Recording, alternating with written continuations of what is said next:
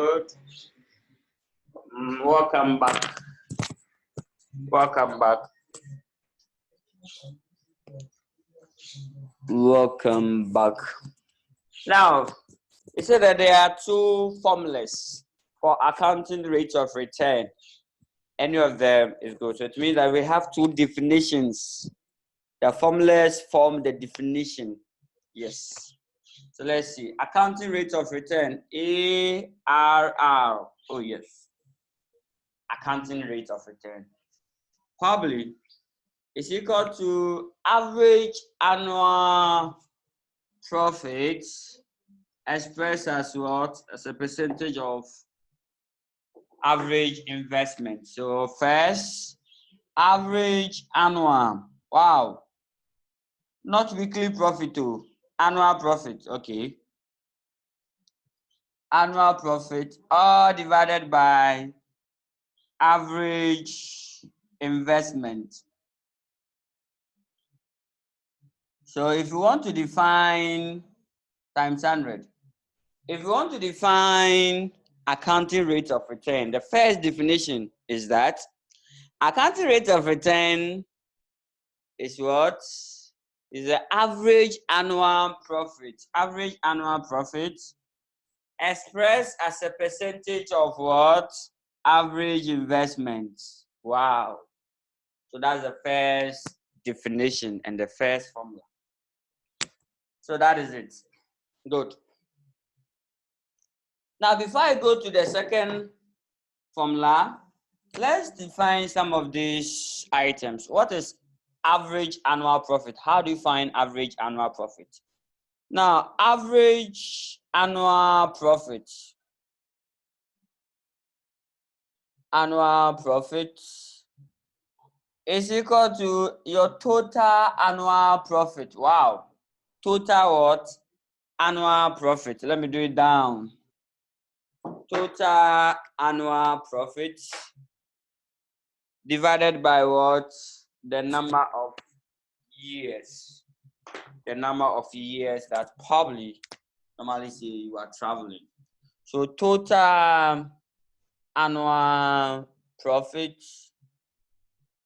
all divided by the number of the project life.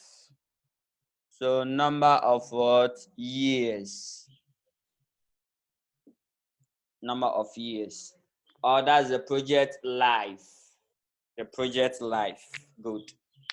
That's the. Now this profit, what profit are you going to use? Because there are so many types of profit, or basically there are three types of profit. Either earnings, the word earnings, comma, returned, and then profit. Basically, they mean the same. Yes. So which of the return are you going to pick? That's the profit. Which of the profit are you going to pick? There are three types of profits. Who can tell me? There are three profits. But there are many, but three main one. Oh yes. Think of profitability ratios, the margins. Oh yes. So we have gross profit, GP, not Ghana Police. Gross profit or gross profit. Now what? The second one is the operating profits. Operating profit, that's the profit before interest and tax, right? The PBIT. And lastly, antipart, right? The profit after tax. So these are the three basic returns or basic profits. So anytime they are saying profits, earnings, they're looking for one of these. You can also talk about the profit before tax. The profit before tax. Good. So that is it. Now, the accounting profits that we are going to talk about is the profit before interest and tax. So the annual profit that we are talking about here is a profit what? Before interest and tax. But it should be after depreciation. Oh yes. Because the profit before interest and tax, by then depreciation has already been subtracted. Oh yes. So have you seen where we are picking it from? From the profit and loss. So that's why I said that the profit and loss understanding will probably move through all our studies. Oh yes. It will move through all. Good. So that's the annual profit, the average. Then we will probably talk about the average investment. So let me write the formula for finding average investment. Good. So assuming that the profit year one, the profit is 1,000, year two, 2,000, probably year three, 500. What's the average profit? Add all together. So after adding all this, 1,000, 2,000, 500. So making 3,500. Agreed. How many years? Divided by 3 years. So therefore, 3 years. So therefore, the average profit will be 3,500 divided by what? By 3. Then you are done. So that is it. Now let me move on to the average investment before I go on to the second formula. Now, average investment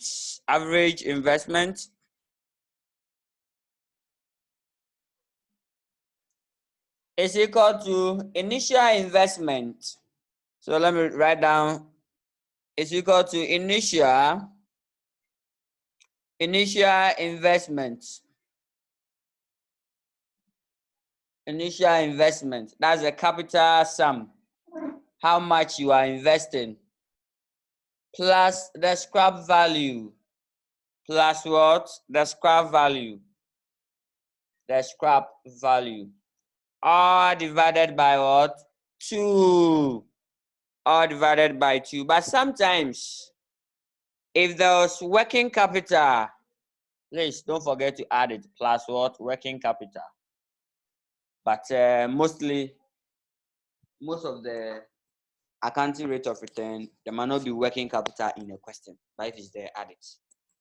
So generally, average investment is equal to what? The initial investment plus the scrap value or the residual value, all divided by what? By 2. Good. So that is it. So you pick one nice question and then we will do justice to it. So that is it. If you have any questions, kindly ask. Average investment is the initial investment or the capital outlay. Assuming that you want to produce books, you have to go and buy a press machine. The capital cost of the press machine is the initial investment. Plus the scrap value. How much are you going to sell it after the useful life? All divided by 2. If there's any working capital, add it. So if there's no working capital, then it ends here, right? So the final answer like this, plus the working capital. We will explain the working capital probably into detail. Working capital simple means the resources or the funds that you use to probably run the business on daily basis. On daily basis, that's a working capital. Capital that used to work on daily basis. Oh yes. So that is it. Good. Now let me go on to the next formula, and that's the next definition. So definition of accounting rate of return. First definition is the annual profit expressed as what? Average annual profit before interest and tax expressed as percentage of what? The average investment. Formula number 2, accounting rate of return can also be equal to average profit. Wow. Average what? Annual profit, all divided by what? Initial investment. Wow. I like this. Initial what? Investment. Here there's no average investment too. Good. So take note. All times what? 100. So this is the second formula. Yes. And a good examiner will tell you which formula to use. Other than that, any of them that you use, you are right. Yes, so probably will tell you. But if they don't tell you, please, ideally the first formula will do. And sometimes it depends on the scrap value. If there's no scrap value in a question, and probably the second formula will do. So the second definition is that accounting rate of return is what? is the average annual profit before interest and tax, expressed as a percentage of the initial investment. As a percentage of what? The initial investment. Good. So that is it. I'm done with the definition and what? The formula. Definition and then the formula. Good. So that is it. Now we will pick one illustration. After that illustration, then we will come back and then analyze the advantages and the disadvantages of this method. Yes. So each and every method that you pick, please know 3 things about the method. Each and every method that you pick, 1, know the advantages and then the disadvantages of it. 2, know the calculation, the formulas, how to use it, the application of it. 3, know the acceptance criteria. That's it. Acceptance what? Criteria. How do you use this to accept projects? So on what basis are you going to use to probably accept the project? So now we will probably learn the acceptance criteria for now. So let's go to the acceptance criteria. The application is a calculation. So we'll probably go to it. Good. Now this topic is a short banker. That's why I've slowed down. Normally the short banker one, I have to slow down for you to probably get everything about that question. Yes. So take notes. Good. Now let's go to the acceptance criteria. The answers are in percentages. So they are in percentages. On what basis do you accept the project if you are using accounting rate of return? Now, if you calculate and you have, let's say, 30% and so what, are you going to accept the project or reject it? If you calculate and you get 20% and so what, are you going to reject or accept the project? On what basis? Good. Don't forget that investment appraiser, we are entering into new business and we want to appraise it and see whether the return and then the risk is what will be acceptable. So let's see the acceptance criteria. Acceptance criteria or acceptance level of accounting rate of return. We have for a single project. If we are entering into a single project, maybe the project is only one, then we have the multi-projects. The projects are many. Now, for a single project, and you are using accounting rate of return, good. Accept the project that have the accounting rate of return higher than the targeted or target ROCE or the accounting rate of return. Don't worry, let me break it down. First of all, you compare. Have you seen? You compare the accounting rate of return of the project to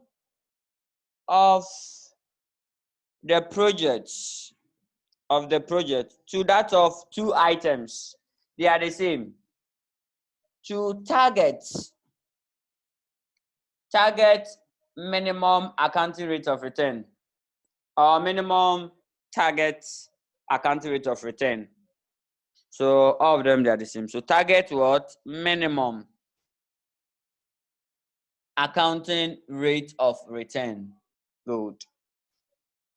So you can have target rates or minimum rates. Like you put in your mind that, okay, this project that I'm going, if it does not give me 20%, I'll reject it. That's your target. And that's your minimum. If it does not give me 20%, I'll reject the project. If I don't get 20% return, forget it. I won't enter into that project. That's the target. So assuming that you finish your calculation and you get like, let's say 30. Oh, well, I have to accept it. So compare the accounting rate of return of the project to that of the target. Or The ROCE. In fact, I like that. I normally call it internal what? ROCE. I hope you know the ROCE. The return on capital employed. Return on capital employed. You compare it. And then, before you accept it, make sure that the accounting rate of return should be higher than this. So accept project if the accounting rate of return is higher than the target minimum accounting rate of return or the ROCE. I normally call it internal ROCE, the company's ROCE, the overall ROCE. Now, homework number 1. Please tell me the difference between ROCE and accounting rate of return. Yes, that's the homework number 1. I'll pick it tomorrow. Difference between ROCE and accounting rate of return. ROCE, we've done it under ratios, return on capital employed. Accounting rate of return, we are doing it here. So kindly let me know the difference. Yes, good. So that is it. So that's the acceptance criteria for a single project. For a single project, accept the project if the accounting rate of return is higher than what? Your ROCE, the internal ROCE or the minimum or the target accounting rate of return. I hope you get it. So it means that before you enter into projects, you have some level of expectation. And then you compare the actual or you compare the expected actual to that of the expected. Wow. You'll be fine. So that is it. Now, what about multiple projects? Like the projects are many, not single. Unlike just one business. Here, so many business you want to enter into. You have calculated all the accounting rate of return. As usual, you pick the highest one, right? Highest one, but it should be higher than the ROCE and then the minimum rate. If still your minimum rate is 20%, pick the project that have the highest one, but relatively it should be higher than your target return. Because you are going to use the capital that you have employed to finance this project. And your ROCE is, let's say, 30%. Meaning internal return is 30%. And the accounting rate of return of this project is giving you, let's say, 25%. I'll reject it. Even internally, my return is 30%. And then the project I'm going to enter into is giving me 25%. I can't get some to pay to the providers of finance. So I'll reject the project. Why? Because the accounting rate of return is lower than the ROCE. It should be higher. Good. So that is it. Okay, I'm done. So now let's go and pick our first illustration on accounting rate of return and then do justice to it. Then after that, we'll discuss about the advantages and then the disadvantages of it. Kindly get it for me. Kindly get it for me. And then you'll be fine. So let's see. So the notes are there. I'll probably push them to you. So when you get it, you can read further. This one around there, it's like like it contains a lot. Yes, because we are doing everything. Good. So accounting rate of return. First example. Then we come to the tutorial question.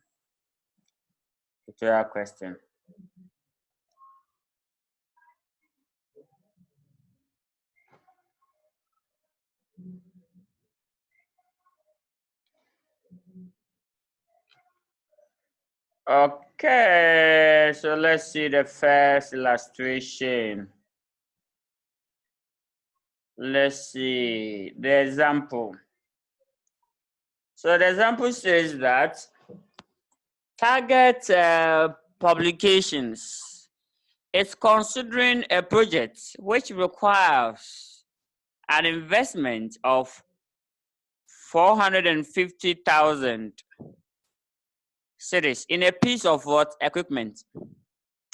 The equipment will last for 5 years with a residual value of 50,000. Scrap value, residual value 50,000, the same.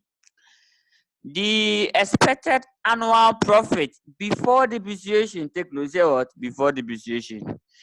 What we want is profit before interest and tax, but it should be after depreciation. The profit before interest and tax is already after what? Depreciation. Oh, good. And please, if I want to do my thing, we can let you start from sales revenue and give you the cost so that you calculate your own profit before interest and tax. Oh yes, we can do that.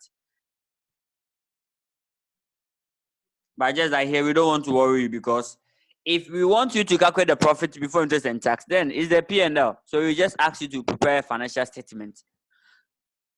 The publication. Good. So the expected annual profit before depreciation so the year. Good. So let's do something here. I think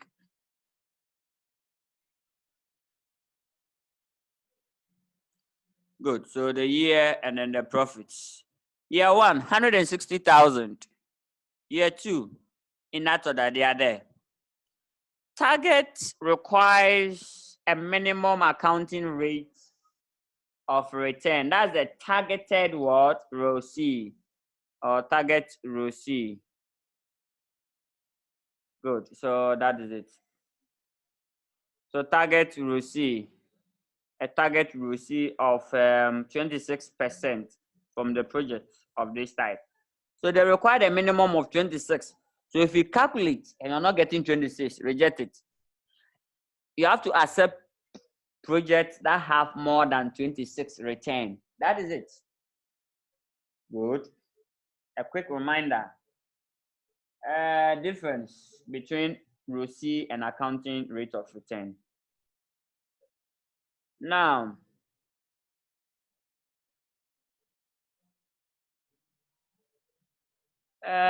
full stop. So accounting rate of return is measured as what? Average annual profit as a percentage of average investment. That's the first formula.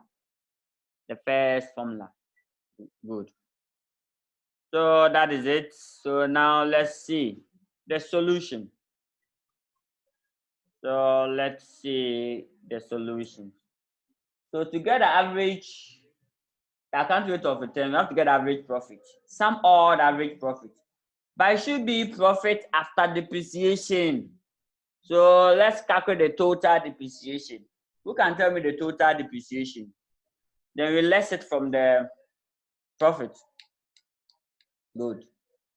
So I'll copy the question on the board, then probably we will start the game. I'll solve it in 2 methods. So after this, I'll use the second approach in our subsequent calculation. So take note for me, and then you'll be fine. You are already fine. Okay. So what we do is probably I'll put year. Then profits before depreciation. Then depreciation and the profit after depreciation. Yes. After depreciation and after depreciation and after depreciation. Yes. Year 1, year 2, year 3, year 4. How many years? 5 years, eh? There's a question here for me. Let me go and pick the question. Okay.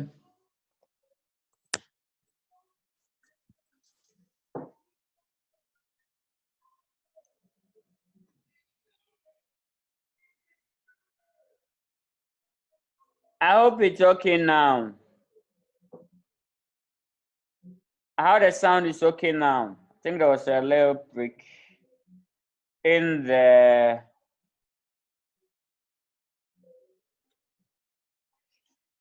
voice. I'll be talking now. Can I continue? Huh? Depreciation is 80,000 Ghana cedis. Mr. Sifas, I like that. In fact, that's great. Yes. Okay. Good.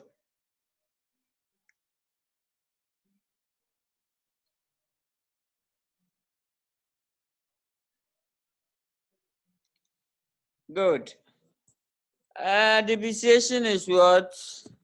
80,000 Ghana cedis. Okay, I'll take that. I'll take that. Wow, that's perfect.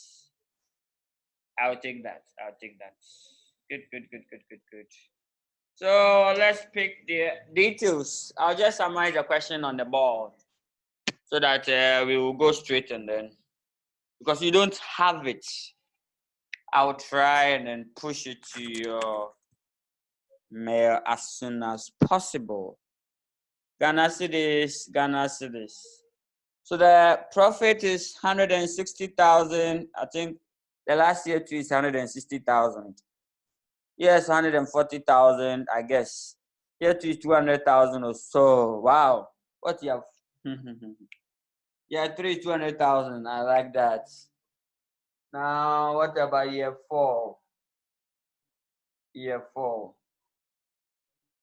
Year four is 125,000. That's all. In fact, we can throw the question paper away. Now let's throw the question away. Away. Now the question is gone. Good. I hope everybody probably can see the board. Yes. So this is the profit. The cost of the equipment. Cost is what? 450,000. The scrap value or the residual value is what? 50,000. So what will be the depreciation? Depreciation. Depreciation. Yes, Mr. Cephas is correct. The depreciation is what? Is 80,000. How do you get depreciation? Don't forget, cost of the assets coming from IA 16, right? The cost is 450,000 less the scrap value of what? 50,000. All divided by 5 years. So probably to give us 80,000, right? Good. So now if depreciation is 80,000, so we come here, we less 80, less 80, less 80. In fact, this one is lengthy. Exams, please don't do this. Exams, don't do this. I am just lashing it to you. We will use the shortcut approach. That's the best one to finish fast. So 160 less the 80 give us 80,000, right? Okay. 140 less 80 give us what? 60,000, right? 200 less 80 give us what? I hope everyone can see the board. I hope everyone can see the board. I think I have to change the marker. I hope everybody can see. 200 less 80, 120, 125 less 80, 45, Okay. And still 80, right? Now, total them. Total them for me. And that's a shortcut. So total profit. Total profit will be, wow. You can't see the board, Okay. Is it okay now?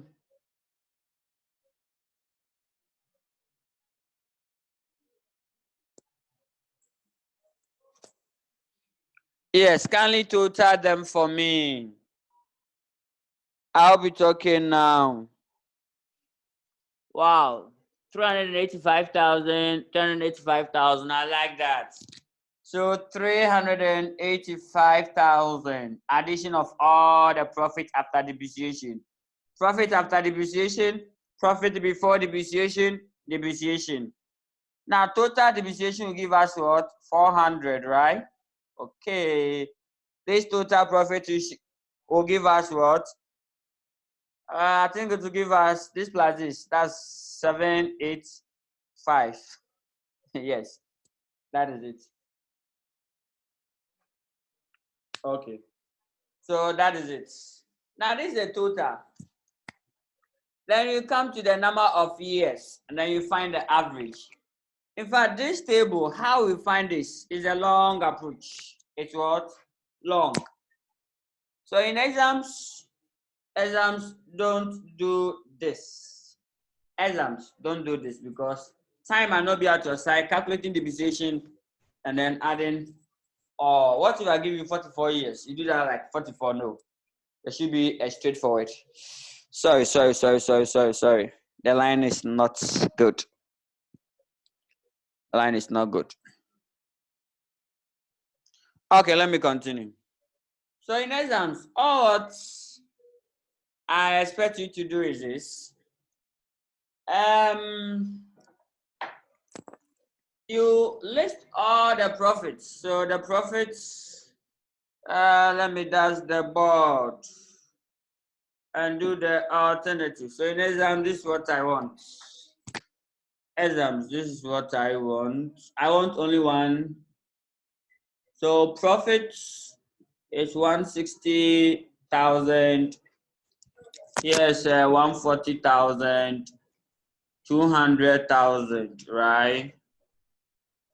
200,000, 125,000, 160,000. That's all. Then you sum it up. So exams, that's what you do. So this will be total annual profits.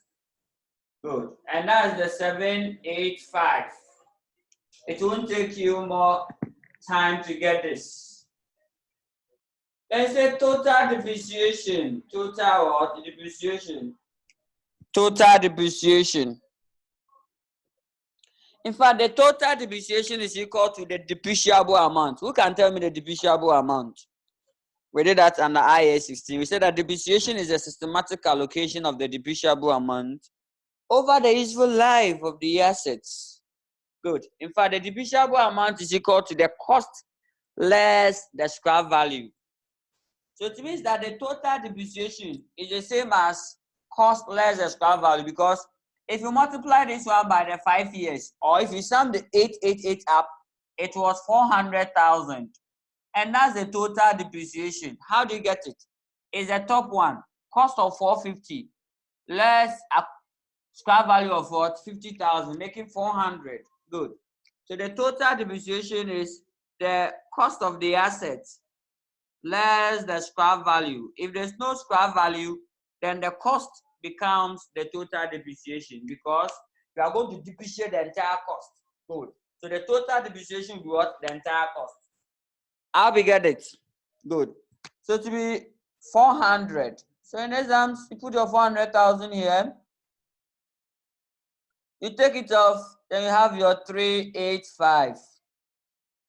That is it. If not gone through this, all this might not be needed.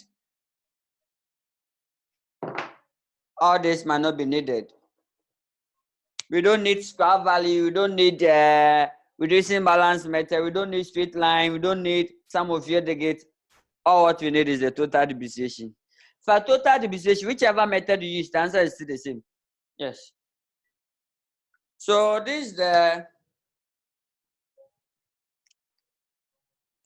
annual profit, total what? Annual profit after depreciation. Then you tell the examiner that number of years. What's the number of years? So number of years. That will be 5. So when you divide this by 5, what's the answer? So what is the average profit? Who can tell me the average profit? Is there? The average profit. I like that. Average profit. So the average profit, you divide the 385,000 by what? By 5. So the average profit is what? In fact, I like that. 77,000 cedis. Let's put Ghana cedi here. So to be 77. Wow. It means that first part of it, we are done. 11, the average investment. Now let's see what will be the average investment. I think I'll continue from the other section. From the other side. Okay, let me continue from the other side. Okay, so average continuation. So the average, so that average profit is 77,000. Then what will be the average investment? We said that the average investment is equal to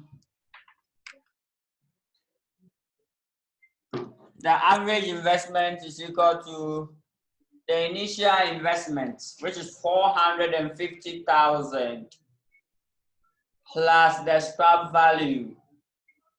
All this divided by 2. That's the average investment. So what is that answer to?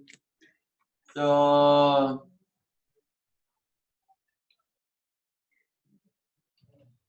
what's that answer to? What's the average investment? Who can? Okay, average investment. Good. I like that. So the average investment is what? 250,000. So 250,000. So finally, the accounting rate of return is equal to, into bracket, the 77,000 or divided by 250,000. Then what do you do? Times 100. So so this divided by this, right? Okay. So you can tell me the average, the accounting rate of return. The accounting rate of return, 30%. I disagree. Is it 30%? There's no point there. There's no point. Good, 30.8. So 30.8%. So that's the final answer. So advise the company. Advise target publications. Should they invest in the equipment? Should they invest in the equipment? Who can tell me? That's the acceptance criteria. Before they will accept this project, they have to compare this to their target or minimum accounting rate of return. The least one, they say should be what? 26. Okay, let me share it again. Oh, okay, so let me bring the question back to know the target. We'll see. So target requires a minimum accounting rate of return. That's the target we'll see. Here's the coincidence that the name of the company is Target, and then they are targeting something, right? So the target we'll see, or the minimum accounting rate of return, is 26%. Should they accept the project, or they should reject the project? Once it's 26, should they reject it? This project is giving us a return of 30.8%. So here, but our target is what? 26. So should they accept the project, or they should reject the project?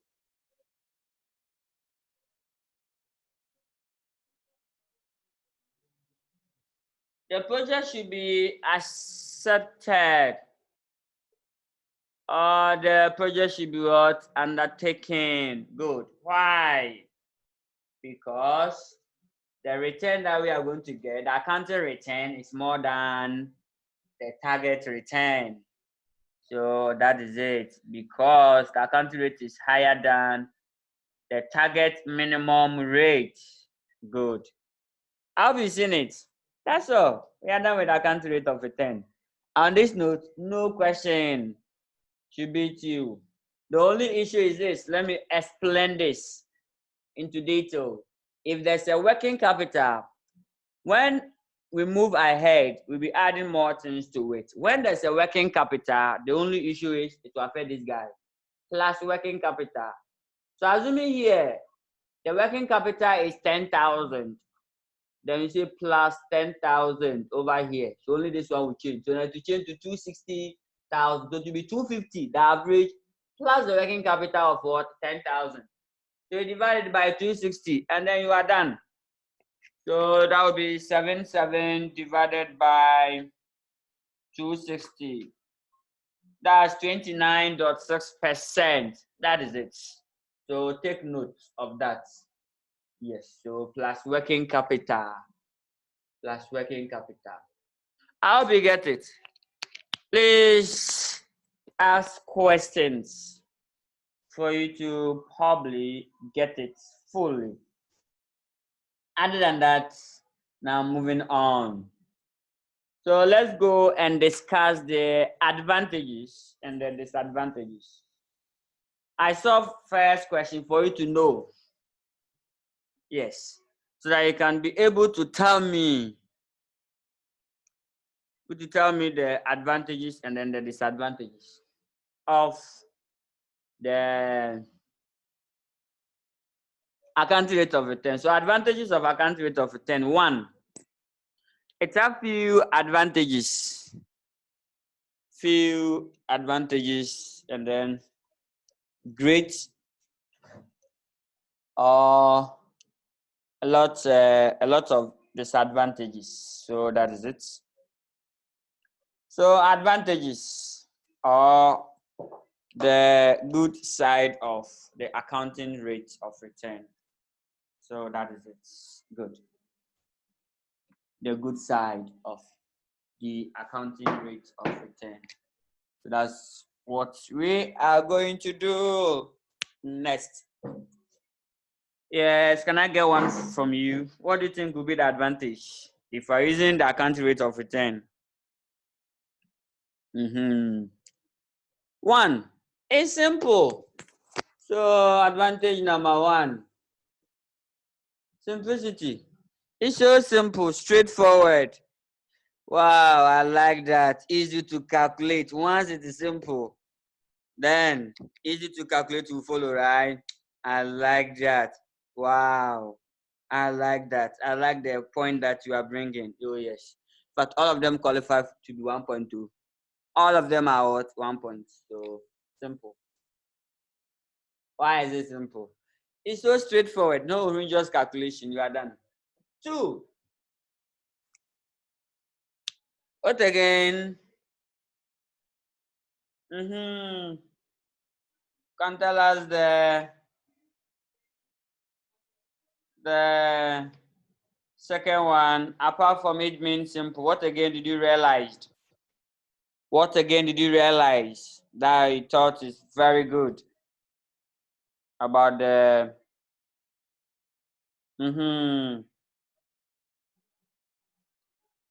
Okay. You can talk about what? It uses accounting profit, eh? Yes. It uses accounting profit or it uses concepts which are known by what? Known by businesses or most business. In fact, tell me the items that we are using here. In fact, all of them you know them already. Profit, you know. Accounting, you know. Rossi, you know. Yes. So it means that it uses accounting concepts, which is so easy to be determined. It does not use a complex assumptions, unlike the other ones that we are going to see, where it use probably it assumes complex issues. So take note for us, and then you'll be fine. Good. So basically, that is it. So it's fairly easy to understand why, because it uses concepts that are familiar to business managers, such as what profit and capital employed. So the terms that we use here, they are the one that they are familiar, so it make it good. Basically, that's the advantage that we have. It have a lot of public challenges, the disadvantage.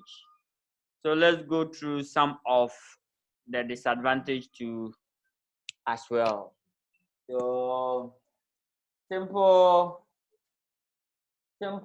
and then easy to understand.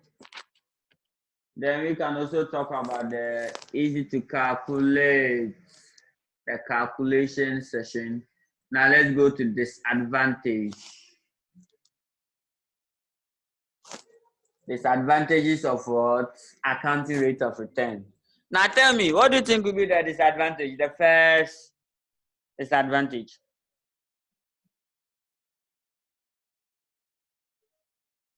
The disadvantage of accounting rate of return. One, it uses accounting profit, but not what? Cash flow. Wow, it uses what? Accounting profit, but not cash flow. It uses accounting profit, but not cash flow. So it does not support the prudent decision. Wow.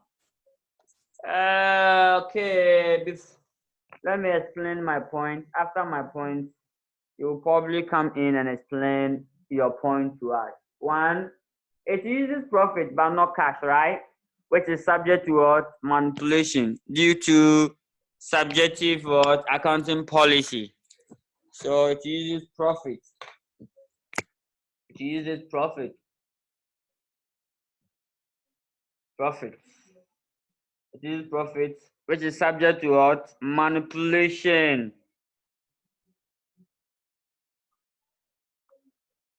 So it uses accounting profit. So how you calculate the profit? So you know that this profit, if the accounting policy changes, it will affect it. Yes, if the accounting policy changes, it may affect the profits.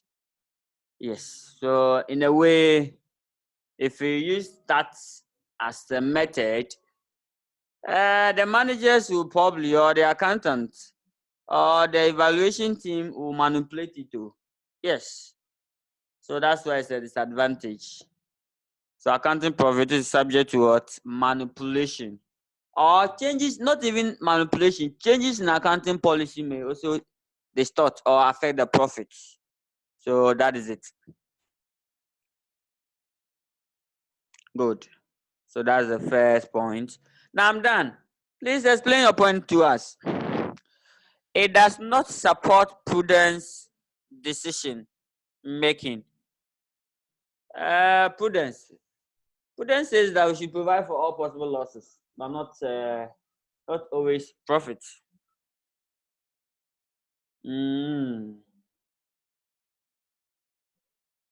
Okay, then I won't take that point. Okay. Now let's move on. Point number 2. So first disadvantage, it uses profits which can be manipulated or which can be affected by changes in accounting policy. Point number 2 is summary. Just summarize them. Then you are done. Good. It does not take into consideration the time value of money. Time value of money. It does not take into consideration time value of money. So it does not consider the time value of money or time value of profit, the timing of the profits. So it ignores. So it ignores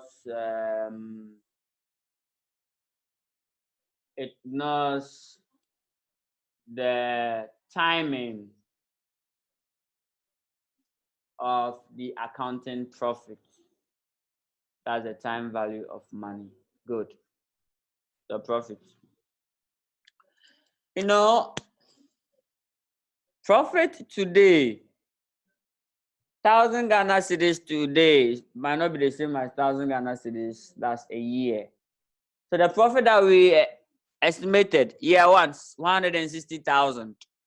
In today's terms, it might not be 160,000. So that is it. Good.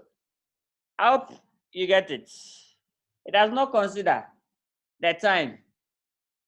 We didn't consider that 160,000 receivable in 5 years' time. It's not the same as 165.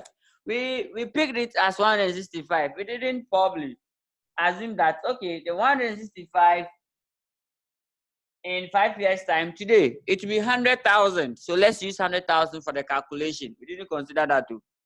So that's a disadvantage. Someone using what? The accounting rate of return. Good. The third one and the most important point is that, in fact, the accounting rate of return is a mere percentage. It's a percentage of what? Return. So accounting rate of return is what? It's a percentage of return or percentage return. But it does not tell us the absolute value or the value of the return. I hope you get that. Good. It's just a percentage. So it does not probably tell us the absolute returns that we are getting, like the value of the return, how much will the shareholders value will increase and then decrease. So it's a major disadvantage. We are looking at the value that we are going to arrive at. You are telling us percentage. Tell us the monetary value of the return. Tell us the monetary value that you get like 50,000 Ghana cedis as a return. You are telling us that we are going to get 30%. You are not telling us the monetary value. Even besides, if we want to get it, unless we express it, we find 30% of that of the investment before we can probably find it. So it does not it does not give us the absolute value. So it does not give what absolute what value. I hope you get that. Yes, that's fine. So that's the third point. Can we add one to it? Yes. Let's add one to it. In fact, you have a lot of disadvantages. A lot. So I'll add probably 2 or 3 to it.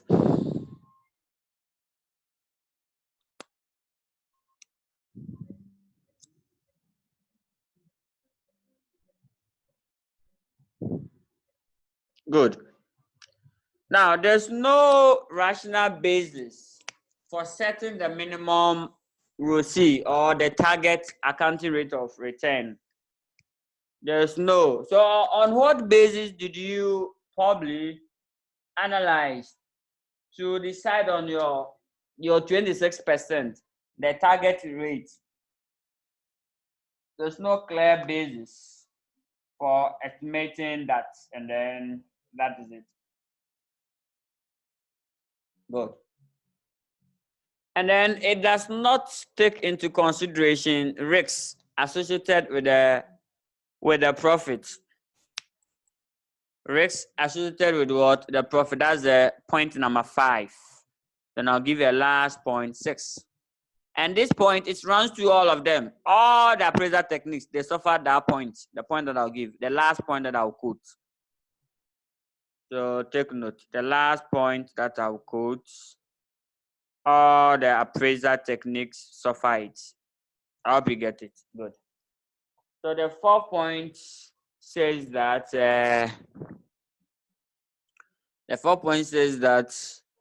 the minimum or the target rate that you are going to compare, on what basis do you determine that one? That's the first one. The fourth point is that there's no rational basis for, so no rational, like fair basis for the minimum,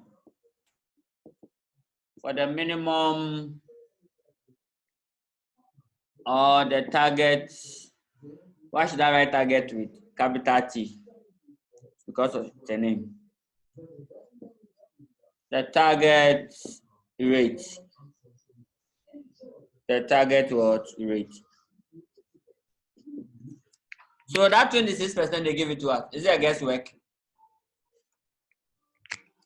Okay, now the fifth point says that it does not take into consideration risks associated with what? With the profits. And then the last point, point number 6. The last point, point number 6. Point number 6, it runs through all the appraisal techniques. In fact, the profit, they are estimates. In fact, the profit that we use, they are estimates. We are here estimating what the profit that we are going to probably derive at the end of year 1, year 2, year 3. So are they real? Are they the actual? So this is an estimate. So the profit is an estimate. So which might be what? Different from the actual, or the risk and uncertainty can render the estimation to be what? Wrong. Yeah. Look at how coronavirus has disturbed the whole 2020 year. Yes. So if in maybe some years back, you projected that in 2020 is a year of what? Abundance money, year of this. It's a year of plenty, 2020. It's because probably you don't have, we're not having accurate information, or it was estimate. But now 2020, it's not like easy year. It's an easy battle. So that is it. So the estimates may be different from what? The actual. So that is it. I'm done with the disadvantage. And finally, I'm done with accounting rate of return. Let's move on to the payback. The next technique is payback. So just right now, you're done with accounting rate of return. You're moving on to what? Payback. I've slowed down. Yes. Because I want you to get everything of it. I'll probably move fast when I get to the MPV. Okay, payback period. You are welcome. Payback period. Payback period. Any question before I move on? You don't get the 6 point. The 6 points is, it's based on the estimation. The profits are estimated figures, estimated amount, which might be different from the actual. Oh yes, they are estimates. And then estimates will be different from the actual. Like example that I gave, that you estimated that 2020 will be a very good, so you place a huge profit, and now no longer a good year. It's a terrible year to what? So that is it. So it's an estimate. The profit is an estimate, which might differ from what? The actual.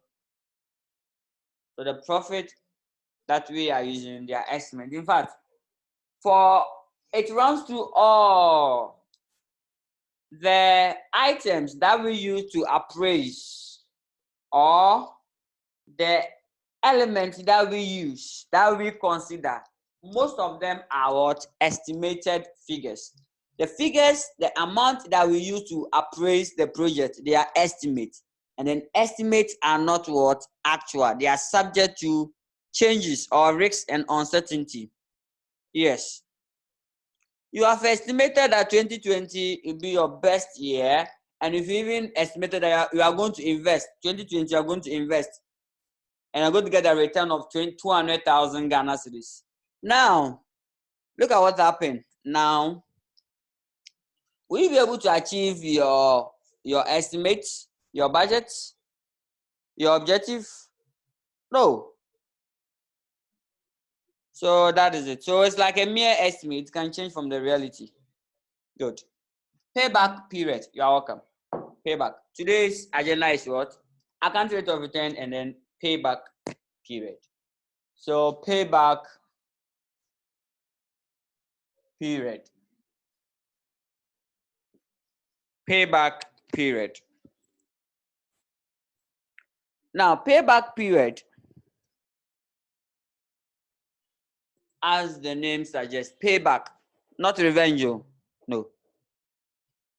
Payback is the duration, or it just measures how long it will take the project to pay off or pay back or recoup the capital investment. So what you have invested, how long will it take you to probably recoup your investment? So that's it. I'll be get it. So how long will it take you to recoup? So if you have invested 50,000 Ghana cedis in a business that normally annually you have 5,000 Ghana cedis as net cash. So how long are you going to recoup your 50,000 Ghana? Even though the project will last for 25 years. The project will last for what? 25 years. If the project will last for 25 years, how long? So from now to 25 years, what will be the period that I'll get my 50,000 back? Okay. So in fact, I'll just divide this one by 55,000. I'll get 10. That means that exactly 10 years from now, exactly what? 10 years, the project will pay me. Will pay my capital investment. So that's the payback period. It's so straightforward, easy to get it, and then you are fine. So that's the payback period. Now, payback period uses cash flow. It uses what? Cash flow. Wow, so that's good. The ones that uses the cash flow, they are very good because they have limited manipulations. Because if the cash is 30,000, anywhere you go is 30,000, it won't change value. But if the profit is 25,000, if you go somewhere, they can calculate and get different profits. They can calculate and get different profits. Different.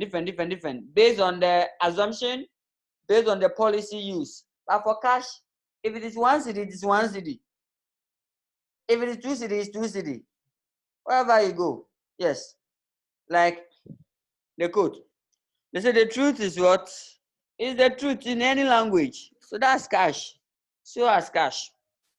So it uses cash flow but not profits. That's the good news about it. No massage. No manipulation. Good. So that is it. So let's pick our question and then do the illustration.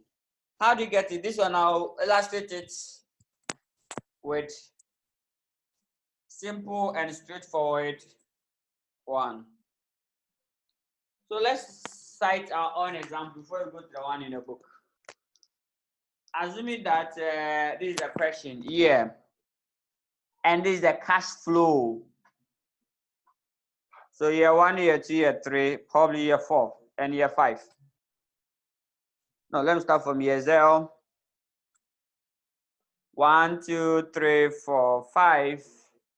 Year 0, that's the initial investment. We are investing 60,000. How long are you going to? Year 1, you are getting 15,000. Year 2, we had 30,000.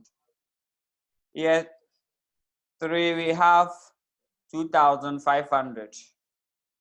Yes, we had 2,500.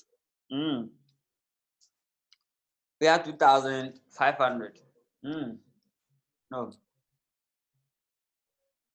Okay, we had, let's make it 25,000.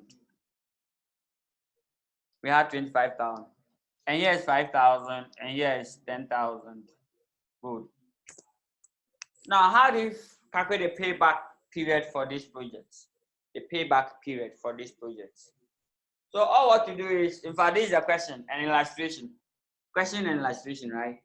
So question and the solution. So here, all what I have to do is that I'll just copy everything again. You copy the question again like this.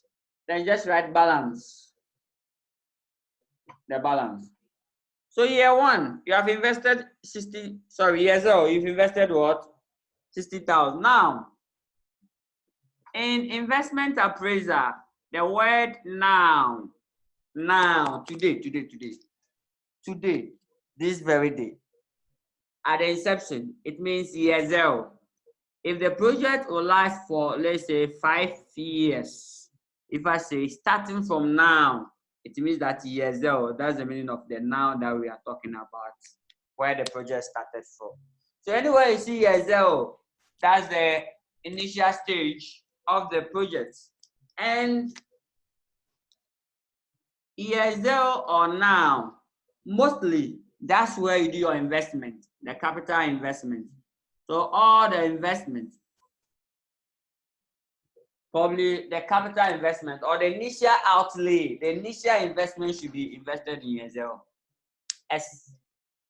except otherwise stated. So take note of that. Okay, so you go back. So investment 60. So balance, I'll have 60,000. As at the start of the year, I'll still have 60,000 balance. But at the end of year 1, I've been able to clear out 15,000. So what will be the balance left? If I've invested 60,000 in year 1, I've recouped or harvest or probably recovered 15,000. Left with what? Balance of 45,000. Good news. So balance of 45,000.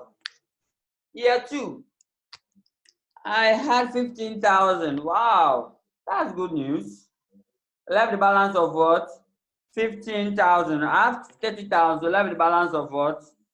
15,000. Okay. Then year 3, left the balance of what? Year 3, left the balance of what? So the exact place where the balance is 0, positive 10,000, you're right, I'll put 0 here. We want the exact place. Can you tell me the exact? So what is the payback period here? So the payback period will be, as soon as you get 0, stop, pause there. As soon as you get 0, just pause there. As soon as you get what? 0, pause there. Yes. So probably instead of us picking 15 and leaving 10,000, no. Because it will turn into positive. Good. Okay. Now, it means that the payback, who can tell me the payback? 2.5, 2.5 years. Okay, let's see. Now, tell me the full years. Year 1 is full, year 2. So it means that 2 full years. So 2 plus what?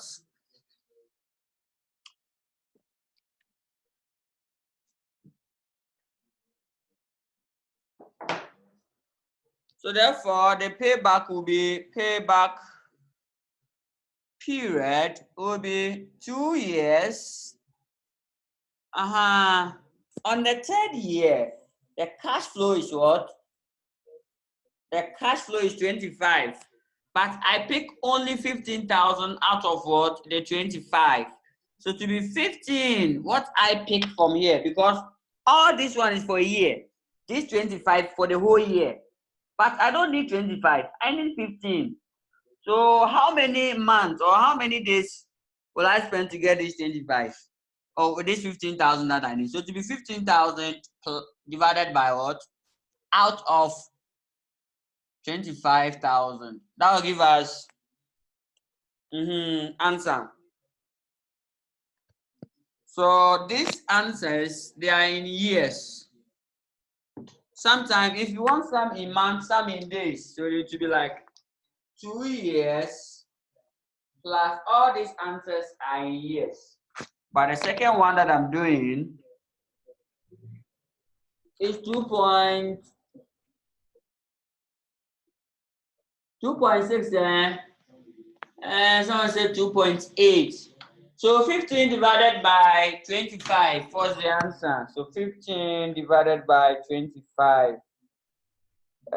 15 divided by 25. That's 0.6. Okay, good. It's 0.6. I like that. So it means that the answer will be 2.6 years. Please, who can write 2.6 years in months for me? Express them and let me see. I like that, Mr. Sifas. I like that. He said 2 years, 6 months. Yes. Does it mean 2 years and 6 months? No. I will disagree. Yes, it will not be 2 months, 2 years, 6 months, 30 months. Wow.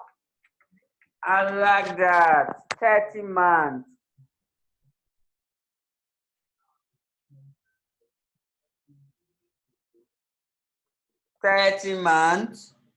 Okay, now this is how you do it. This 0.6, it is not month. Okay, what if you get something like this? Assuming that the answer was, let me write it somewhere. Okay, let me write it here. Assuming the answer is 2.68796.7, in fact, plenty. Now tell me. They will tell us that 2 years, 6 months, let's mention 8 weeks, 7 days, 8 days. So from days, where do you go? So 8 hours, 9 hours, 6 minutes, 7 seconds. What if I add 6 to it? So what about that one? No, that's not how probably we'll convert it, because this one is years. 1 year is not equal to 1 month. And likewise, 0.6 years is not equal to 6 months. So that is it. So it means that here, if you want to convert it, you can multiply the 0.6 by 12. Because how many months make a year? 12 months. So 2 full years and what? 0.6 times 12. So this alone will give us, that's 7.2. So that's 7 months. So to be what? 2 years, 7 months.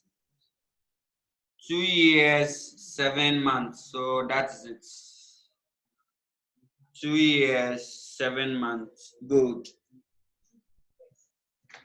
So 2 years, 7 months. Now, if you don't want trouble, do it this way. If you don't want trouble, you bring the 2 years here plus 15,000 all divided by 25,000 times 12.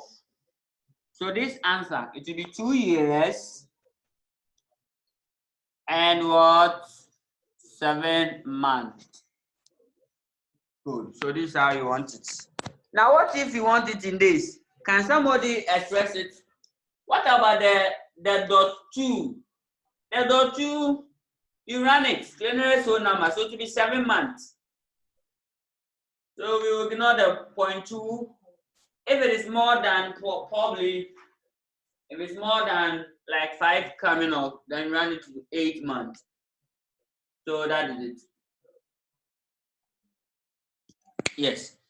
So if you want to convert, so it means that the answer, either you do this 2.6 years, you are done. When you do this, the answer is 2.6 years. But if you want to show the examiner that you know the months and you know the years, you can convert. Then please do it this way. Bring the 2, that's the 2 full year. Then 15 out of 25 times 12. So this answer, it will give us a month, so 7 months, 2 years and what, 7 months. Or you can also convert this. You multiply the 0.6 by 12. If you multiply the 0.6 by 12, you get what, 7.2. Then that is the 7 months. Good, so that's it.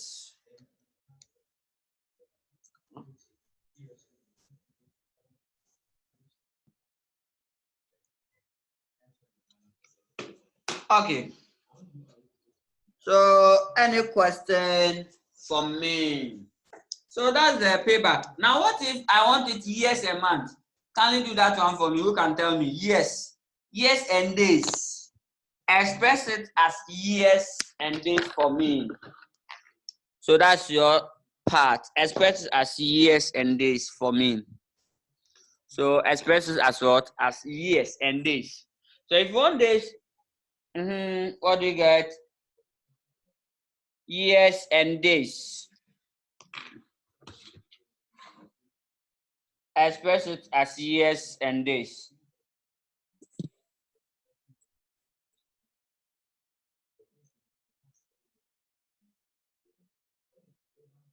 Huh?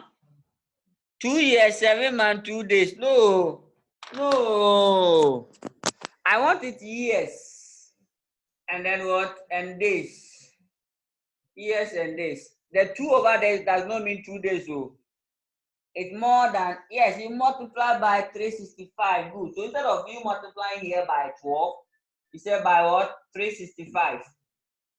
How we get it? Yes. So you multiply by 365. So the answer will be 2 years and something what? Days.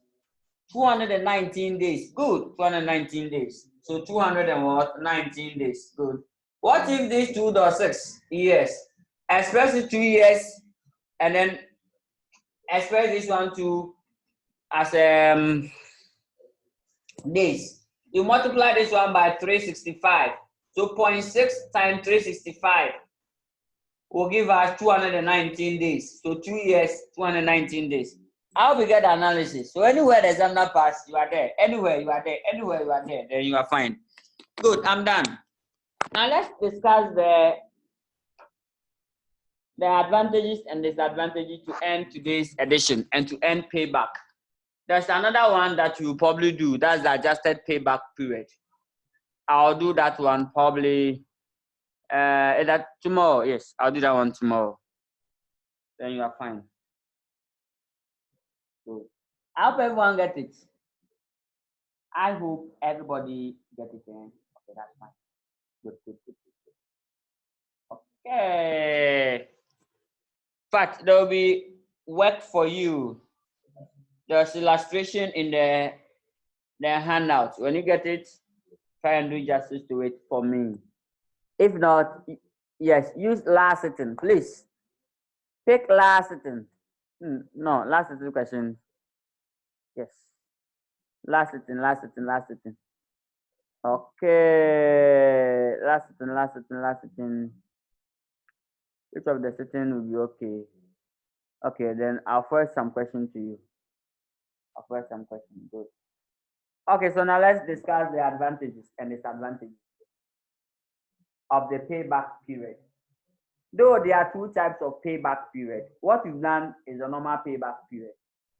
Tomorrow we'll do the, or let me even add it so that you finish it. Okay, I'll do that. If time is there, I'll just use 5 more minutes. But before that, let's discuss the advantages and disadvantages of payback period. So you can tell me the advantages. Tell me one, eh? So we've calculated it, you've seen it. Hey, you've not done the acceptance criteria. Acceptance criteria. On what basis are you going to use to accept the project? One, if it is a single project, accept project that can pay back. Project that what? Can pay back.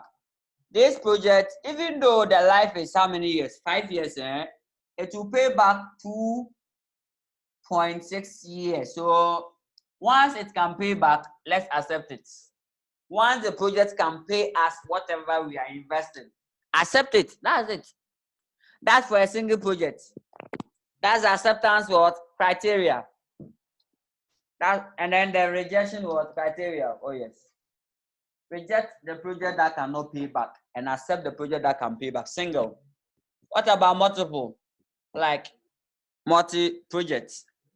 Accept the project that would what? Shortest payback period. Maybe project A, B, and C. The payback period are 2.5, 1.5, and 2.4. Which project are you going to accept? I'll accept this project. Project B, because it will pay me quick. I'll recoup my capital investment to what? Shortest possible time. Good.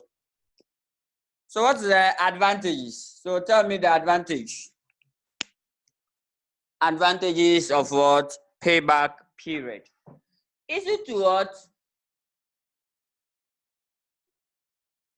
Not easy to be manipulated. Okay, I'll take that. One, it uses profit. So it uses cash.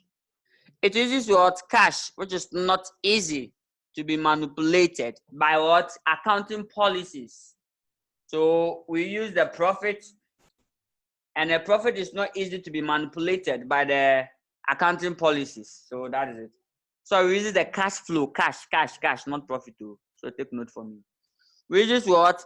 Cash flow. It uses cash flow, but not profit. It uses cash flow.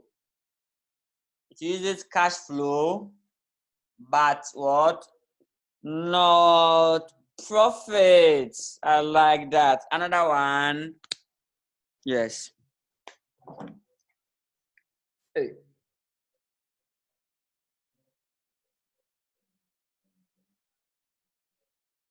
Good. I like that. I like that. I like the point. Let it flow. It is easy to ascertain.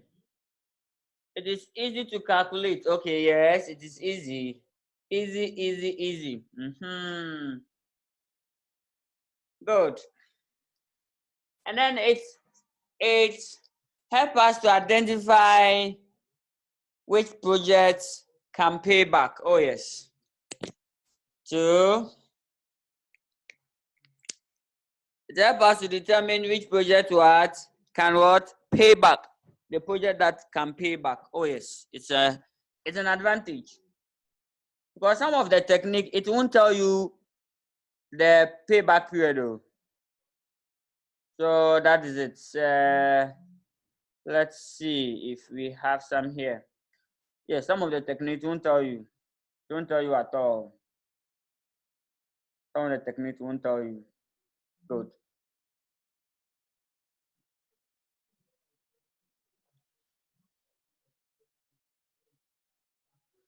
Okay, so it means that because of this, the payback period can be used to what? Eliminate projects that will take long to pay.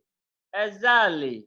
So like what I did here, the payback period will help us to eliminate or ignore project that takes long time to pay back. And then the simplicity, simple, easy to calculate, easy to understand. Those terms, you can add it there. I'm done. Let me go to the disadvantage. So 3 points there. Then you can probably read further. I've just summarized it here. You can read it further in the handouts when you get the handouts. All of them are stated there in diverse ways with some questions. Now let's see this advantage. The disadvantage of what? Payback period. In fact, it has a great major issue. In fact, the normal payback have a lot of issues. One, it does not consider cash flow after the payback period. You realize that we pay back within year 3. Year 4 and year 5 cash flow were what? Ignore. We pay back in year 3. Year 4. Within year 3, we pay back because it was 2.6. So it means that the cash flows after year 3, after the payback period, were ignored. Yeah. And it ignored the time value of money. I like that. Year 2, it ignored the time value of money. Good. I like that. It also ignored the time value of money. Yes, the time value of money. We didn't present value the cash flows. Yes. So that is it. In fact, it's a major issue, the time value of money. Because 1 cedi today is not the same as 1 cedi tomorrow. At least you have to consider the time value of money because money changes. When money changes with respect to time, as soon as there's a change in time, obviously money, the value too will change. Good. So that is it. Any other? So that's the second point, right? I like that. Good. And here too, it does not tell us the absolute amount too. Oh yes, we can say that. It does not what? Determine the absolute amount. It does not determine the absolute amount. Absolute value of the return. It only tells us when we are going to pay back. It won't tell us the amount, the magnitude of the amount, so that we'll be happy. How we get that? Yes. It does not tell us the magnitude of what? The amount or the absolute value. I hope you get that. Okay. So that is it. That is it. And then it does not take into consideration risks associated with what? With the cash flows by discounting them. That's it. So risks are ignored. Then there's one major issue here. Let me explain it to you so that you will tell me the points, how you probably coin a point for me. Now, let me use this one. Have you seen this example?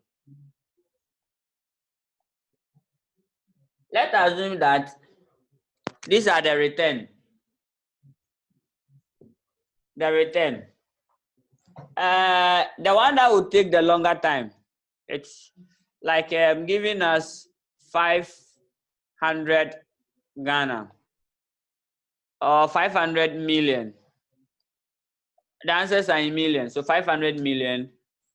This one is giving us just 300 million. This one is giving us 450 million. Good. So it may give a wrong impression. You might end up sacrificing profitability. You might end up not choosing the project with what? With the highest profit because you want to pay back. Yes. So we choosing the project that will pay back does not necessarily mean you are going to get a higher return. How we get it? Good.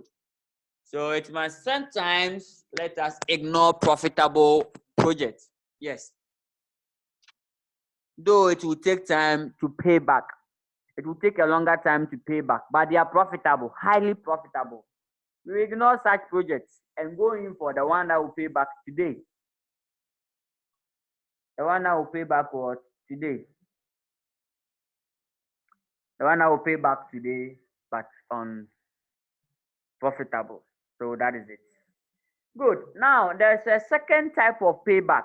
I'll talk about that because this one is the normal payback.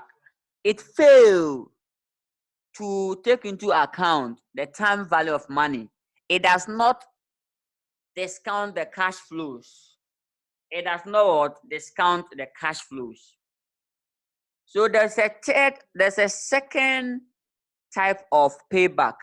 I normally call it the Redeemer, the Savior. He came to probably save the payback, the normal payback. Good. So the second type of payback is called adjusted payback period, or so we are now at what? Adjusted payback period. Adjusted payback period. So adjusted. So there are two types of payback. We have the normal payback or just payback. If you see payback without any discretion, it's payback. It's a normal one. We have the adjusted or discounted payback period. Payback period. This one is being released to come and correct the mistake of the time value of money or the error of time value of money, or to come and then solve the issue of time value of money. Now we are saying the normal payback does not discount the cash flow. So now there we have to discount it. So the same question, the same example that we illustrated. I forgot about the figures, because the figures was coming from the head. But don't worry, you will still crack it. So now I'll bring the year. Year 0, 1, 2. Hey, it's not visible.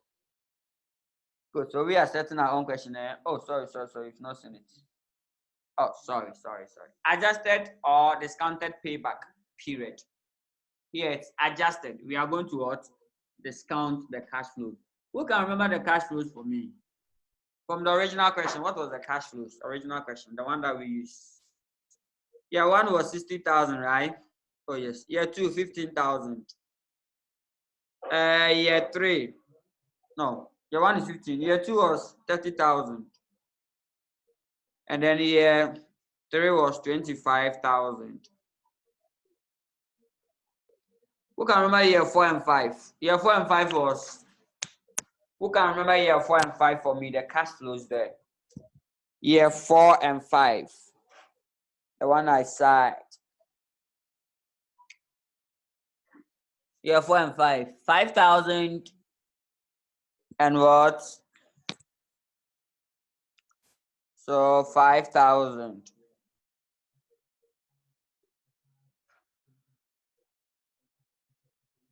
It's 50,000, right? Okay, so 50,000. Wow. That 50,000. And then what? 10,000. Wow. In fact, original question is supposed to be, I meant 5,000 and 10,000. Yes. Good. Now let's see. So what we do is this. So let's make it 5,000. Oh yeah. So the one who says sorry, 5,000. In fact, you are right. In the mind, I thought I wrote 5,000. Not when I wrote 50,000 on the board, right?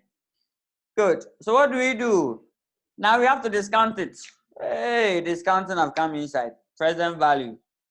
Discounting factor. Please, though I took my time in the handout and explained discounting into detail in the subsequent one when you pick the discounted cash flow technique. So here, don't even worry yourself at all. You have to bring the discount factor. Assuming that the company discount factor or cost of capital, which will be explained in the subsequent notes.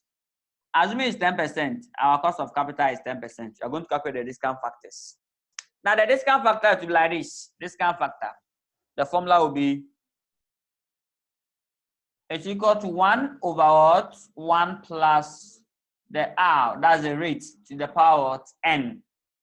So if we're in year 0, it will be 1 plus 0.1. Convert the 10%, the cost of capital. Convert the 10% to what? Decimal, so 0.1.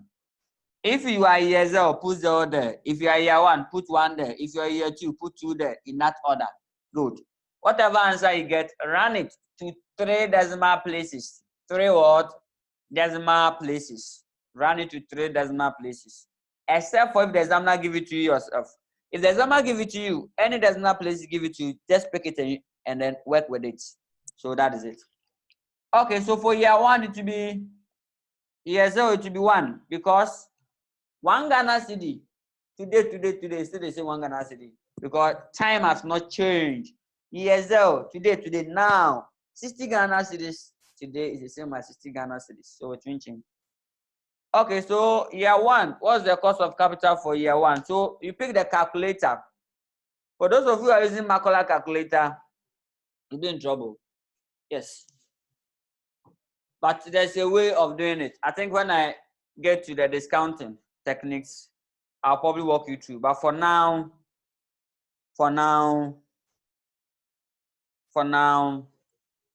let's probably get it for now. So here will be 0.909, year 2 0.826, year 3 0.751, year 4 0. Trouble. Year 4 will be what? I think if I should read the line to be okay. Those of us that our hands suffer pupumiasis. Our hands suffer what? Pupumiasis. I think if I read the lines, I'll be safe. I'll just save myself from trouble. Yes. I'll just take a nice insurance and save myself from trouble. Yes. Yes, let me read the lines so that I'll be safe. If you know that your hands suffer pupumiasis like my own, please, in exam soon.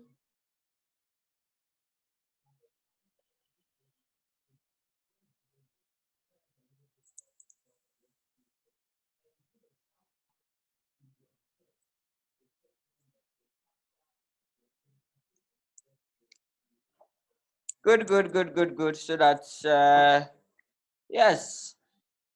Yeah, 5 is 10,000, right? So the cost of capital continuation 0.751, continuation 0.683, continuation. Wow, the cost of capital. Okay, yes. Yeah, I'm giving it to you. So yeah, don't worry. When I start the discounting, good, you'll be fine. So yeah, 5 is 0. Is it 6 21 or 23? It's 621. Yes, yeah, 5 is 621. Good. It's 621. Good. So that is it. So now what do you do? Then we now continue the journey. What journey? The present value of the cash flow, PV of what? Cash flows. That's in Ghana cedis. Look at this. I've spread the ESL's on. So ESL will be somewhere here. Good. So PV of what? Cash flows. So find the PV for me and finally the balance. So now let's find the present value. How do you get the present value? Multiply. So you multiply it by the discount factor and then you are done. So that's the PV of the cash flows, PV of cash flows. Then the balance. So this times this, negative 60,000. So the present value of 60 Ghana cedis payable today is the same as 60 as it. So this times this, what's the answer? Present value of 15,000 receivable in a year from now at the rate of this. What's the answer? I have only 5 minutes here. So let's see. Can you get me the answers? So that will be, wow. So the one that you are done, just calculate it and then let me know. Because we are more than 5. So just pick one and read for me. 1365. So 13635. What again? Then 25,000 by 0.751. What do you get here? 2 is 27. Chai. Oh, okay, I'll take it. 27,780. Okay. I think I'll take that. 27,780. Yes. Year 3 will be Chai.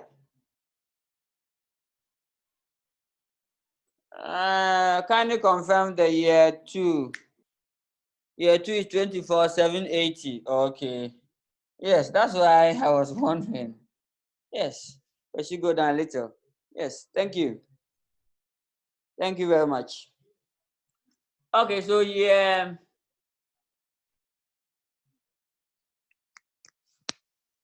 3 is I like that. Now that we are done, now start the balancing. Year 3, hey, I think year 3 is 25,000. Year 3, 18,775. 18,775. And then year 4 is 6. Chai. Year 4, 6,210. I'll disagree. Because 5,000 times 0.683, it should be lower than 5,000.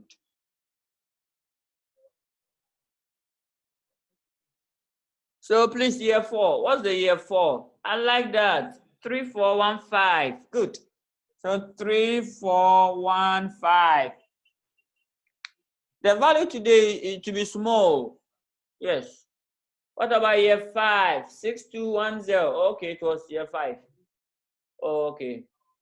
Okay, so the answer I gave me was for year 5. Oh, okay, so that's fine. So 62, yes, 10. 6210. Now let's start the balancing. At the start of the year, you have invested 60,000 cedis in account.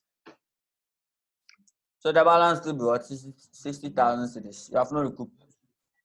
Here, what will be the balance left for the balance? So now start the balance for me.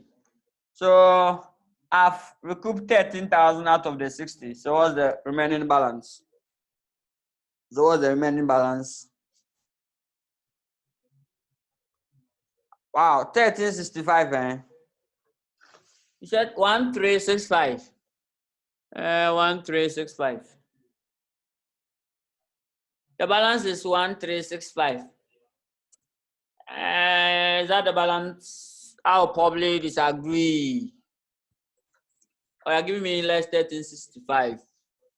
Okay, so 60 less this. What's the remaining balance? 46, 365. I like that. So 46, 365. So that's negative, eh? Oh, yes. That's negative. So that is it.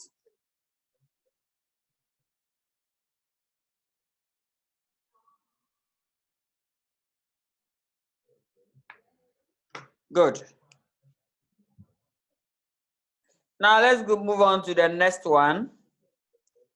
I like that. So 21, 58, 21, 21,585. So 585. Good.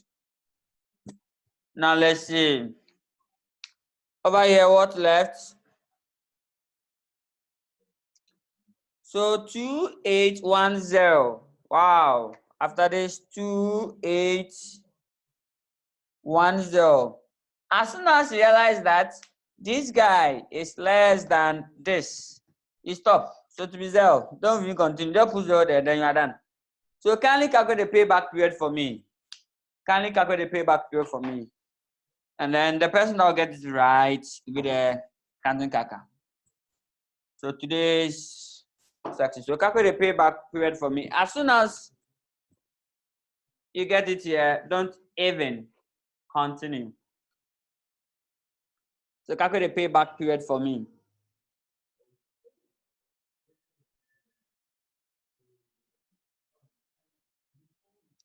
Ha. 605, 605, and then 6. So these ones are positive one, eh? Okay, so can you calculate the payback period for me? I'll picture everybody's answer. Let me count the number of people in the room. Okay, so we are over 17 people. So, and if you are watching, kindly pause the video and do the calculation before you see the answer. Yes, that is it. So Kindly let me know when you are done. Don't forget that any answer is valid until the final marking scheme is revealed. So 3 years, 9 months. Okay. 3 years, 10 months. Okay. I like that. I like that. I like that. 3 years. Huh? Huh? Chai. 3 years, 300 and what? 300 days. Oh, boy, I like that. 3 years, 300 days. Okay. Okay, so I want it in 3 patterns. 1, all of them should be years. So first solution, all of them, express them, all of them in years. All should be in years. Second solution, years and months. Third solution, years and days. I like that. So these are the 3 streams of solution that I'm expecting. 3 years, 300 days. I like that. 3 years, 3 months. 3 years, 10 months. Eh? I think it's a repetition.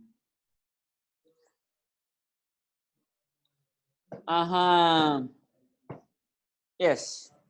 So kindly 3 years, 300 days. Wow, I like that. But all the solution, all of them are correct until the final marking scheme is revealed. So that is it. Any solution is correct until the final marking scheme is revealed. I'm expecting more than 17 answers. So let me count the answers I have. 2.8 years. I like that. Yes. Yay, I like that. 2.8 years. I like that answer. 2.8 years. I like it. 2.8 years. I like it. Everybody, please, everybody. Let me see more than 17 answers. I have to see more than 17 answers. Everybody. So I'll pick special ones. Facts. All the answers are correct. I'll pick special one. Someone said, the person who said 2.8 years. 2.8 years. 2 years, 9 months. I like that. The same person is saying 2 years, 9 months, then also the same person. Okay, that is it though. When you come in, you can rename yourself so that I'll be probably picking your names when you enter the class. This one is a virtual, so probably I might not see your face. Yo. Yes. So 2 years, 300 days. I like that. But people are getting 3 years. So. But I like that. I like that. In fact, I like your 3 answers.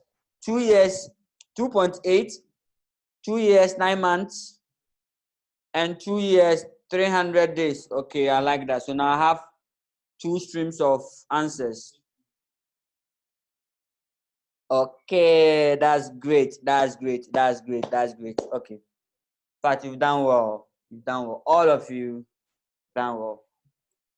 Now, in fact, some of you have the marking. Now let's see how to be. So first of all of them in years. So for all of them, oh, sorry, we didn't see it. Sorry. I'm sorry, okay. 3.8 years, 3 years, 9 months. I like that too. Wow. I like that solution. But I like somebody's solution. Let me tell you. The one that getting the 2.8, 2.9, 2 years and 300 days. The solution. In fact, I like the solution more than anybody's solution.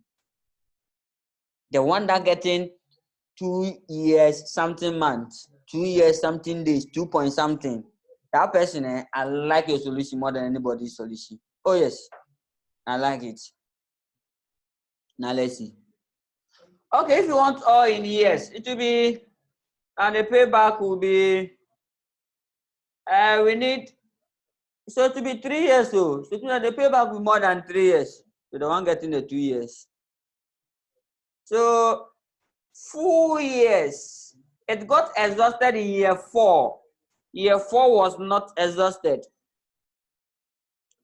Year 4 was not exhausted, right? By year 3 full years. So they'll call it full moon, right? Full moon, full moon, full moon, full moon, and something moon, half moon, right? Good. So 3 years.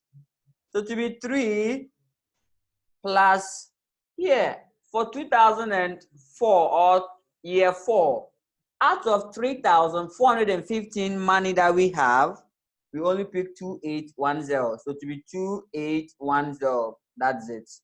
So all divided by what we have there, 3415.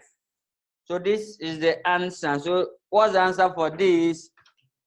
So when you divide, so 3 plus 2810 divided by 3415. Okay, so that is 3.8228. So 3.8, go. So 3.8. So 3.8 years or 3.82. Anybody that get 3.8, 3.82, you are right. Good. So the answer will be 3.82 years. Good. I like that. Or 3.8 years. Good. Perfect. Now let's move on. Now I want it years a month. Years a month, the same show. The same what? Show. Just that I have to. Oh, you can't see this session. Sorry. Sorry. So to be 3.82 years. Okay. So if I want it years a month, the same show, just that years a month. So this guy will be 3 full years. Multiply this one by 12, right? Okay, so this times what? 12.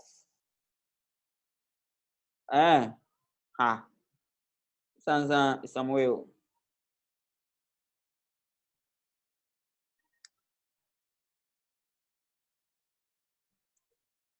Try.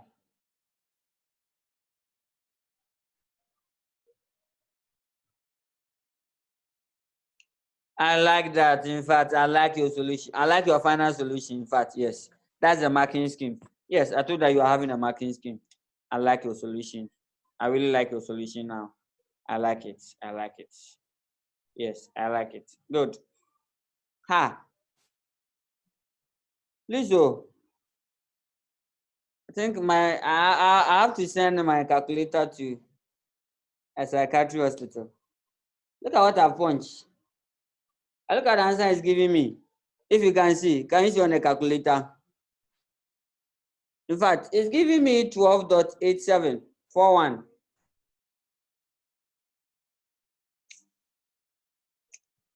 Well. Okay. So it seems like I should not add this one. Shouldn't add this. Okay. Good. So it will be 3 years, 10 months, right? Good. 3 years, 10 months. You see, okay, 3 years, 10, because I had 9.87. So I ran it to whole month, right? So making approximately 10 months. So making 3 years, 10 months. Good, perfect. Now let's move on. Assuming that I want it years and days. So to be times 365. So let me go back and multiply this one by 365. 365. That's 300. Good. So to be 3 years and what? 300 days. In fact, everybody got it right. As you can't turn the calculator, don't worry, I'll do that. I don't know what's wrong with the memory. I think it's getting old. It's getting old.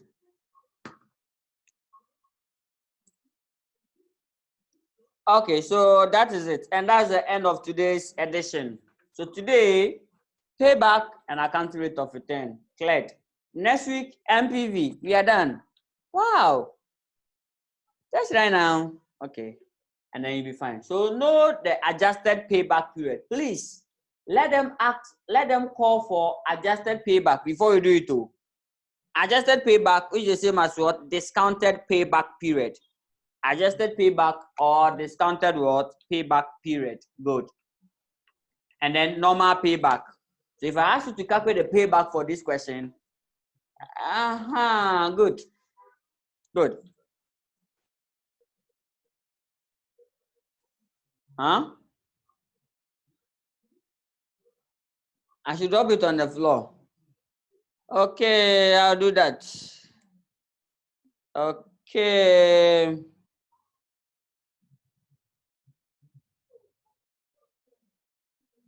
Yes, I was sent a trial question. I was sent a trial question on this. So now the issue is this. You realize that if you are using the normal payback, the project will pay back 2.6 years times. But after taking into consideration 2.6 years, after taking into consideration the present value, discounting the cash flow, it has what? Reduced the amount of the cash flow from 15,000 to this, which has extended the payback period to what? 3 point, is it 3.9? Yes, 3.8 years. Good. So are we saying the power of the time value of money? So that is it. Hey, 3.10, I disagree. It wasn't 3.10. Oh. So 3.8. The 10 was the 10 month. Oh. Yes. Good. So that is it. So that's the clear distinction. I'm done. If you have any question, can you ask before I close the chapter of today's edition? Today, the history for the day. Last week, I asked which country won their independence. Which country won their independence last? So I'll pick it up. If you don't have any question, I'll go through my history of the day. The history of the day. Which country gained their independence last? The country that gained their independence last. You tell me.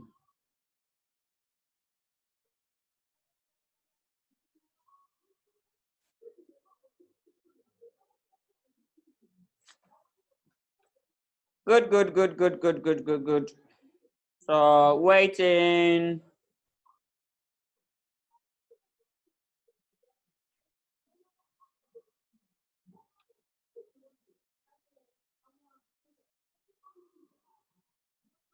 I just need the date.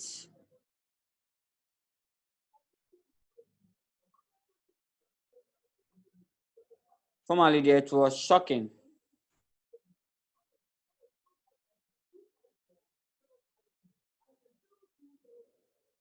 Okay, let me pick my. Wow, I like that. 2011. Yeah, 2011. That's 2011. Not South Africa. It's South Sudan. South Sudan, 2011. That's the date or the country that gained their independence last. So which country is still in colonizing or like still ruled by another territory? Tell me the country. July. Wow. 9th July 2011. I like that. So South Sudan gained their independence when? Good. So that is it. Please, if you have any question, kindly ask. And then we do that to probably entertain ourselves, make the class lively. Huh? Today's question is this. Which country still have not gained their independence? So which country is still? Which country? I like the order.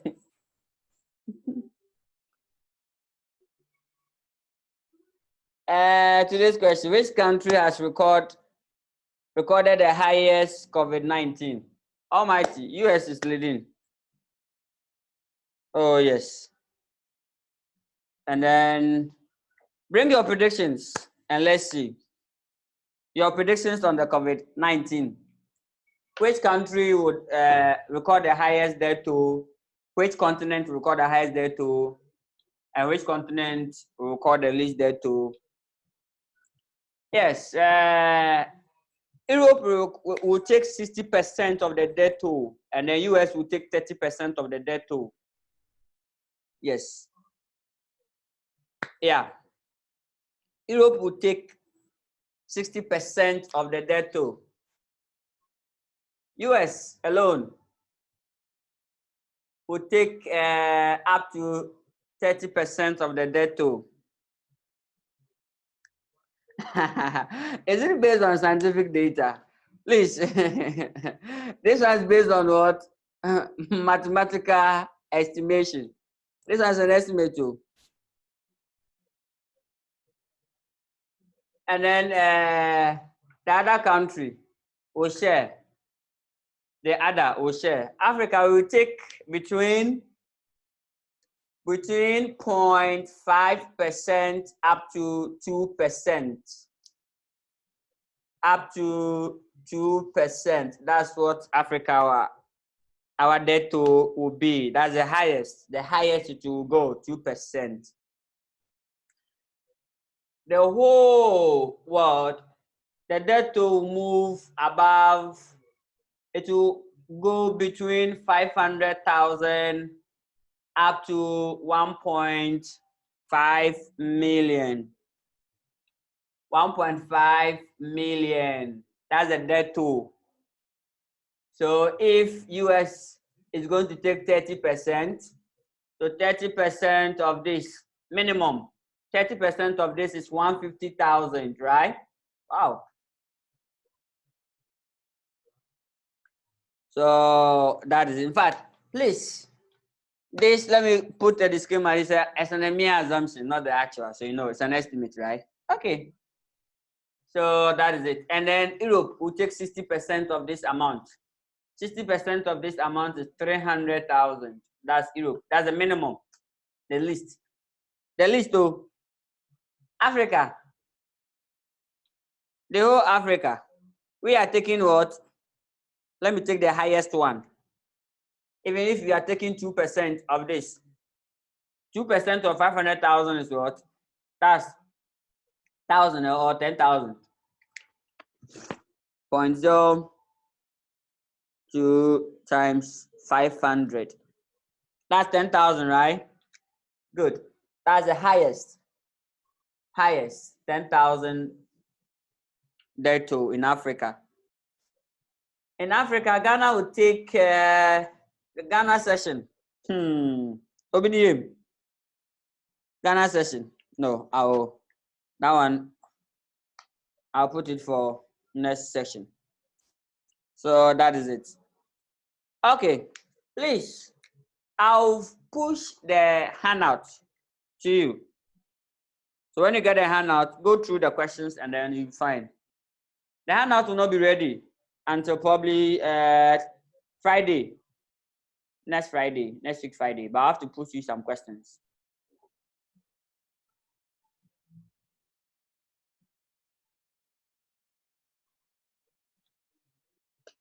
Yes, so I'll do that. So thank you very much for coming. Have a nice day. So please, what happened in 1962? 1962, that's next week, history of the day. Tell me what happened in 1962. So next week class, what happened in 1962, the whole year? Any invention, any historical marks, historical landmarks? So 1962, good. So on that note, thank you very much for coming. Make sure that you take all the social distance protocols. If possible, you stay at home. And don't forget, please don't forget to add a spiritual session to it. Yes. This is the right time. Yes, this is the time. Good. This is the time to express your Christianity or your spiritual world. Yes. This is the time. Get close to your maker. Huh? Someone have a question, eh? Wow, I was about to end the show. Let me probably turn up the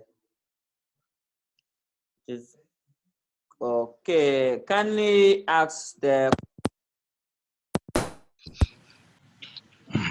Hello, Fred. yeah. Yeah, in the year one, we had 46,000. Yes, 46,000. 3,585. Yes, 585. 365. Yeah. And the second year, we had 21,585. Yes. When you add the two, you are around 68,000. In case you should add the two, you'll be around 68,000. Okay. So it means that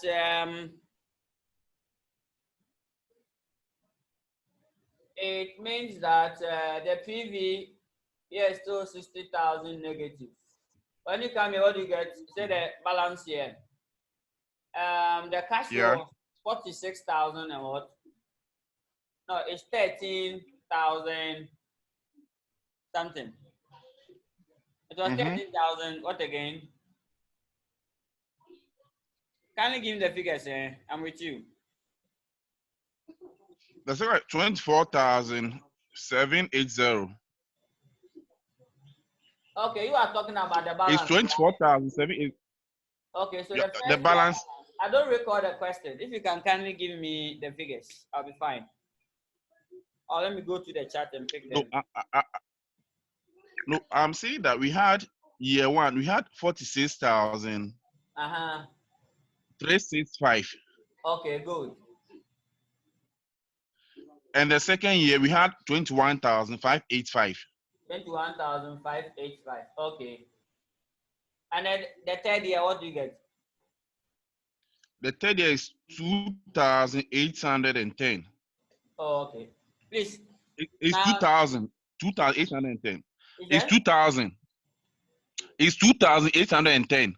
Okay. So now the question So again. my question is, if you add 46 plus 21,000,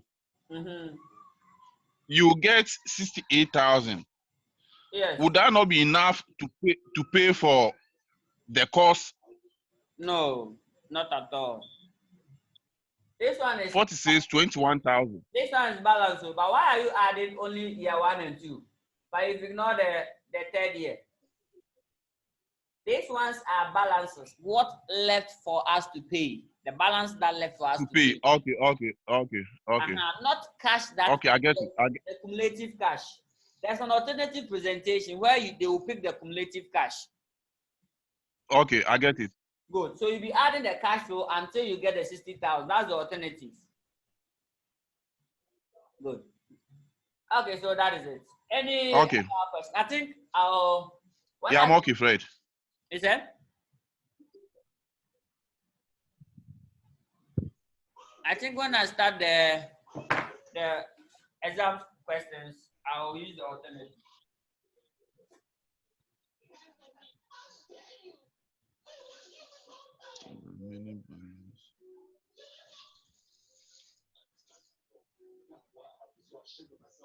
Good. So that is it. Thank you very much for coming, and then have a nice day. Goodbye, everyone.